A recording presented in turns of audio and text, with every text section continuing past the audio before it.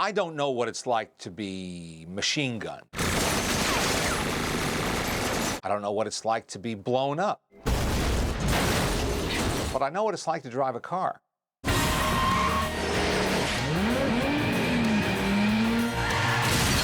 Breaker one, this is the Bandit. Audiences really get into the head of the actor or the character driving that car. And there's kind of a dream or wish fulfillment thing of, I wish I could drive like that. In a sense, a car is a symbol of freedom. I live my life a quarter mile at a time. For those 10 seconds or less, I'm free.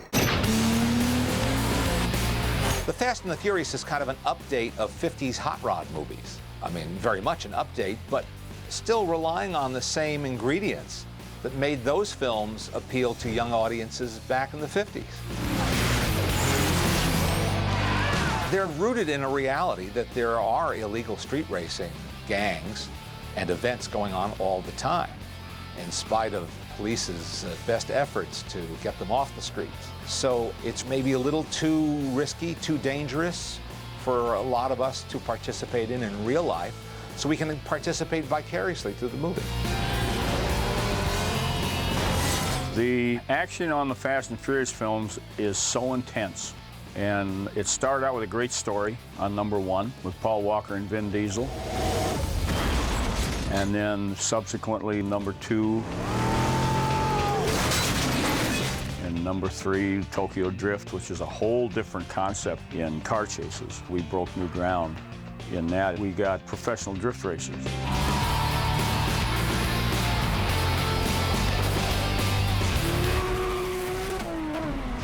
Okay, you guys ready?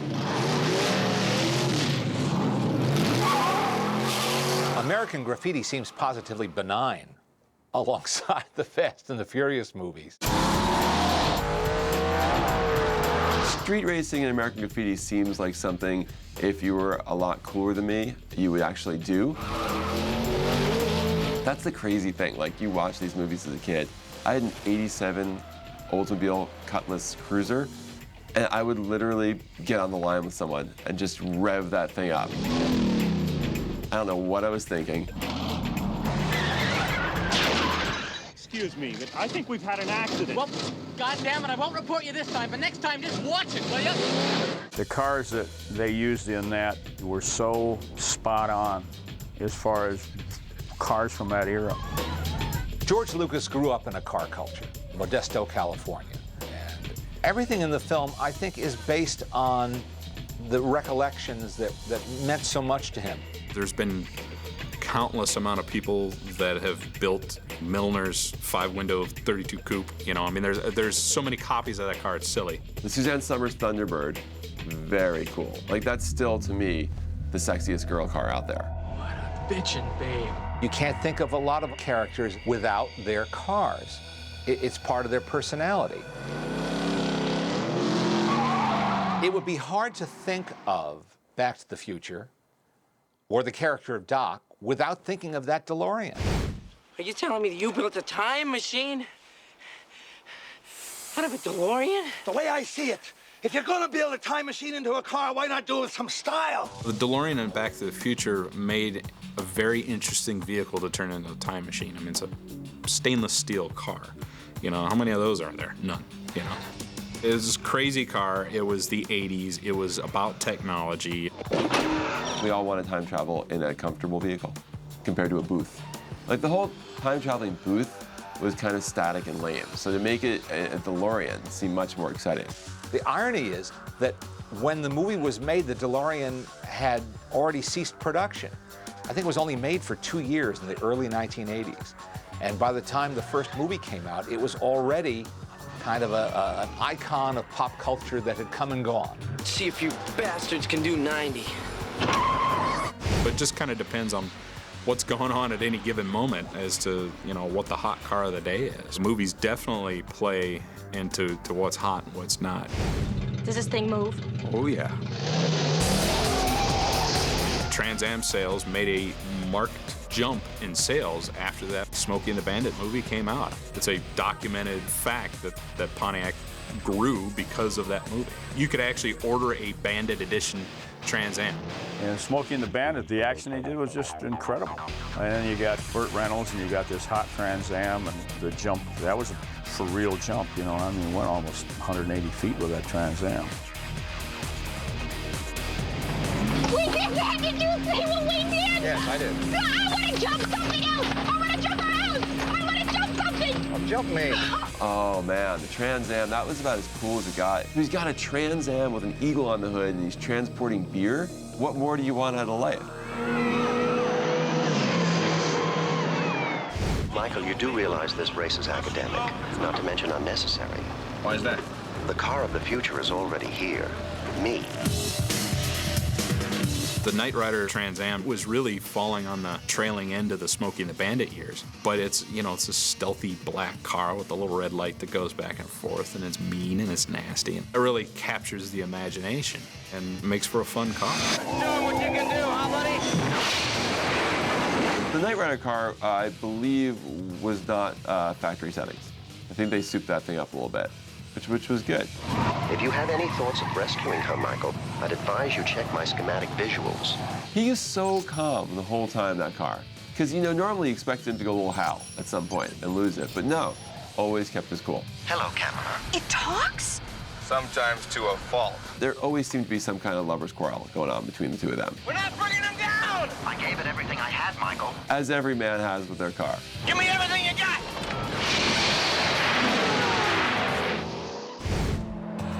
Some cars make for better car chases, like you want to see a Ferrari. Don't worry, Higgins, I'll drive careful. Convertibles are great because they let you see the actor unencumbered, and they look cool. I still believe to this day, if you've got a Ferrari, you've got some kind of Camaro, grow the stash. It just goes with the car.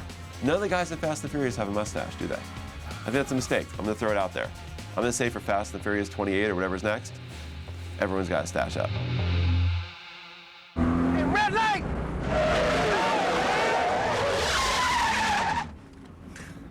Sometimes you're no fun at all. On Miami Vice, the fact that these cops lived on a sailboat that had an alligator for a pet and they're driving a Testarossa Ferrari. Yeah, who's on the take? Who's really making money off all these drugs they're after? Don Johnson needed that Ferrari because when he took women back home and it was on a boat with an alligator, like he really had to cash in on the cool car. I got a Ferrari though, remember? It's like, oh, I guess I'll stay the night with your alligator. I think a smart movie maker casts his car as carefully as he would cast an actor. The car is playing a role in telling the story, and you wouldn't have a cool, hip guy driving, you know, a square car. Sorry, I don't want to get married. Each car has to reflect the personality of its driver.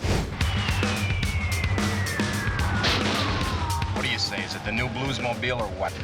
The characters of the Blues Brothers, played by Dan Aykroyd and John Belushi, were all about attitude.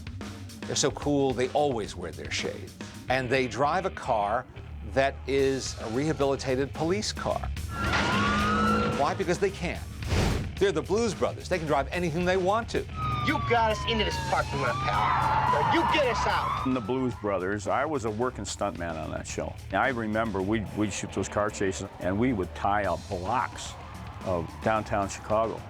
And it was just an incredible thing. The director, John Landis, wanted to do everything bigger than you'd ever seen it before. And so if a normal police pursuit had 8 police cars or 12 police cars, he wanted 30. And if a normal scene would be a car crashing into a plate glass window of a store, he wanted to quintuple that. Lots of space in this mall. They had a mall that they built in South Chicago that because of the internal theft, people were stealing so much out of that mall that they'd shut the whole mall down. This thing was huge, and the whole mall was empty. This is ridiculous. What are we gonna do? Road trip. John Landis also directed Animal House. And if you're making a movie about college life and young guys, and what occupies young guys' minds and imaginations, well, some of it's got to be about cars. They chopped up a Lincoln Continental, which it was a family car that got turned into this kind of crazy tank. I think that kind of opened a door for a lot of college students to kind of cannibalize their cars. Every college campus you go to, there's at least one guy there that's got some sort of weird stuff spray painted on his car. He's got things glued to it. Parts of it are cut off, you know. And I think some of that stems back from movies like Animal House. There's been some tremendous stuff done. There's been car stories since the time they invented the automobile, but the way we film them today, everything has gone so far above what they ever thought of years ago.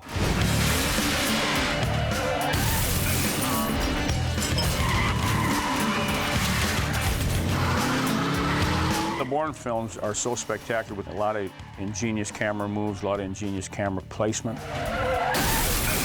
And you can't forget the editorial process in filmmaking. That's so important.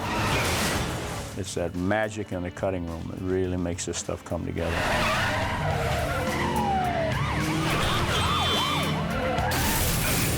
I think the car chase where Matt Damon is driving the Mini Cooper in The Bourne Identity is one of the all-time great car chase scenes. First off, it takes place all around a real city. It's snaking in and out of the most unlikely crevices of that city at a terrific rate of speed. Doug Liman, who shot and directed it, just did a beautiful job of making it exciting and thrilling even, but credible.